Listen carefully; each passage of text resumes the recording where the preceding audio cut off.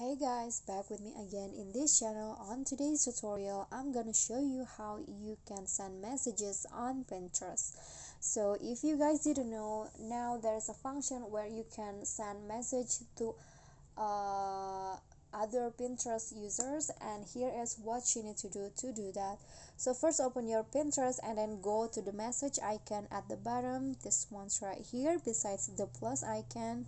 Click on that, and then here there are two tabs, updates and also inbox. But if you want to send messages, just go to inbox, and here you can find there are so your friends in here that is using also Pinterest and you can just click on the red message button here beside the name.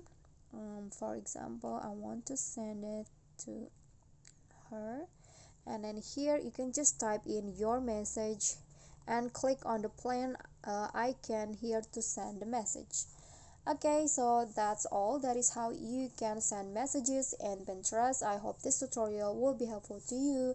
If you got any question, feel free to drop them in a comment, and if you think this video is helpful, don't forget to click thanks, like and subscribe for more content. I'll catch you all in the following videos. Thank you.